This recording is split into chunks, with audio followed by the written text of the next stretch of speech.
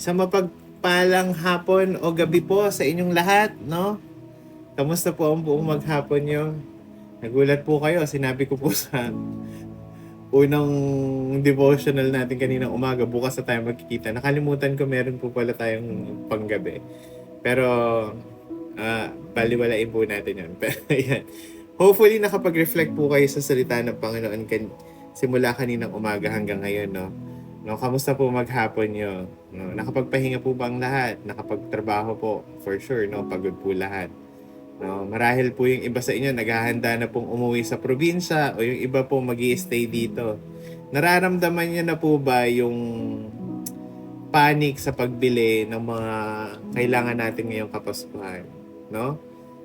Ngayong magpapasko, no, for sure marami tayong pangangailangan. Gusto po natin at least mapagsalu-saluhan ang kapanganakan o yung simbolo ng kapanganakan ng Panginoon. Pero hopefully maliban po sa kainan at saka sa mga gift giving, hopefully nagre-reflect po tayo sa katotohanan na ang simbolo ng kanyang kapanganakan ay simbolo ng ating kaligtasan. Doon po nagsimula, no? Yun po yung simula na doon po nagsimula ang misyon ng Panginoon sa atin, no?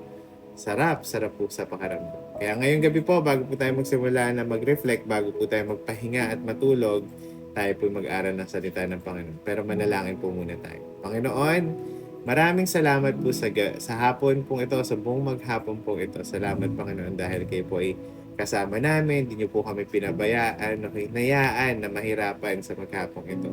Salamat sa inyong proteksyon, sa inyong kagalingan, Panginoon. Salamat, Panginoon, dahil kay tunay na dakila sa aming buhay. No? At Lord, maraming salamat dahil alam po namin na hindi niyo po kami iiwan. Pagpalain niyo po ang aming pag-aaralan. Bigyan niyo po ng kapangyarihan ng bawat isa. Sa pangalan ni Jesus, Amen and Amen. Magandang gabi po ulit. No, habang po tayo nakaupo o nagpapahinga mula sa mga gawain natin ngayong araw na to, balikan po natin ang Filipos chapter 4 verse 19. No? Kamusta ang inyong mga araw? No? Marahil may mga pagkakataon na nakaramdam kayo ng pag-aalala o kawalan dahil hindi po natin alam kung anong i-dinner po natin o may pagkukunan ba tayo ng kakainin ngayong gabi. Ngunit, nais ko po kayong paalalahanan. Meron tayong Diyos na laging nagkakalap. No? Purihin ang Panginoon. Ang kasapatan ng Diyos, no, hayaan niyo po muna, bago po i-continue, basahin po natin ulit yung salita na nagagaling sa Filipos chapter 4 verse 9. At dahil tayo na kay Kristo Jesus, ibinigay sa inyo ng aking Diyos ang lahat ng pangangailangan niyo mula sa kasaganahan ng kayamanan. Ang kasapatan ng Diyos ay hindi nasusukat ng ating limitadong pag-iisip. Nag-a-agree po ba kayo? Hindi natin kayang isipin, no? Na minsan ang kanyang tugon ay hindi eksakto kagaya ng inaasahan natin. Ngunit ito ay laging perpekto. Bawat araw ay isang paalala na ang ating Panginoon ay laging nasa likod natin. Nasa likod ng mga biyaya na natatanggap natin. Maging ito man ay sa pagkain, sa mesa, lakas para magtrabaho o mga tao na nagbibigay inspirasyon sa atin. No? Ako, marami po akong nilulook up na talagang mga taong nagiging inspirasyon sa akin. Meron din pong mga taong hindi nakaka-inspire pero mas marami po yung taong nai-inspire ako. No?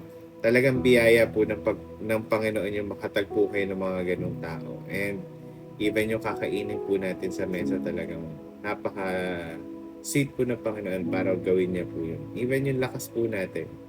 No? Sa pagtatapos ng araw pong ito, no, alalahanin po natin ang mga paraan kung paano ipinapakita ng Panginoon sa atin ang kanyang katapatan. No? Hindi po siya nagkulang, hindi po siya na-delay sa lahat ng mga biyaya na gusto niya ibibigay sa atin. Pinapakita ng Diyos sa atin na siya ay tunay na tapat. at totoo sa ating buhay, no? Kaya ngayong gabi po, bago po tayo matulog, ito po yung mga tanong na pwede po nating pag-reflectan, no? Ano ang naranasan mong pagpapala o biyaya ng Diyos ngayong araw na to? At paano mo maipapakita ang iyong pasasalamat sa Kanya? Marahil inaano po natin minsan yung mga simpleng pasasalamat kasi hindi natin ginagawa. Isipin nyo po, minsan pag nakahain na yung pagkain, basta kain na lang po tayo. Hindi man lang po tayo magpasalamat sa Panginoon. O pag meron po tayong nararanasang maganda, hindi po tayo nagpapasalamat sa Panginoon. Alam niyo po, isa pong bagay na natutunan ko sa lahat ng nangyayari sa buhay ko ay pinagpapasalamat ko po sa Panginoon. Maganda man to, masama man to, alam ko mabuti ang Panginoon. Alam niyo po, baka nagugulat po kayo sa akin minsan, marinig niyo na lang biglang napapa-thank you Lord ako. Hindi dahil sa may magandang nangyari sa akin, pero alam ko naging tapat ang Panginoon sa buhay ko. No? Hopefully, ganun din po sa inyo. Sa lahat po ng bagay, sa maganda o sa hindi maganda, tayo po'y matuto magpasalamat sa Panginoon dahil ini-spare niya po tayo or nahayaan niya pong ma-experience natin ito upang matuto po tayo. No? Kaya ngayong gabi, ang konklusyon po natin sa bawat takbo ng buhay, lagi tayong may pagkukunan ng pag-asa. Hopefully, ang pag-asang yun ay galing po sa Panginoon. Hindi nagkukulang ang Diyos, kaya't sa Kanya tayo laging kumapit. No? Kumapit po tayo, wag po tayong bibitaw. Saan pa po tayo maghahanap ng pag-asa? Saan po tayo maghahanap ng lakas kung hindi sa Panginoong Diyos lamang? Diba? Imposible po kasi na tayo ay hindi makatagpo sa Panginoon dahil lagi niya pong pinapakita ang kabutihan niya sa buhay natin. Kaya ngayong gabi, bago po tayo matulog, bago po tayo manalangin po tayo at magpasalamat po tayo sa Panginoon. No? Sige po, tayo po'y manalangin. Panginoon, salamat sa lahat ng pagpapala na aming natanggap ngayong araw, kahapon, ng isang linggo, ngayong araw na to o sa susunod na mga araw pa. Salamat sa iyong katapatan at sa kasapatan na ibinibigay niyo. Turuan niyo po kaming magtiwala sa inyo sa bawat sitwasyon ng aming buhay at ipinapaubaya po namin ang aming kinabukasan sa inyo, sa inyong mabuting kamay. Salamat Panginoon, sa pangalan ng Panginoong Jesucristo. Amen and amen. Maraming salamat po sa pakikinig. Ayan, see you po talaga tomorrow. See you bukas. English pa kasi. Salamat. Kita-kita po tayo bukas.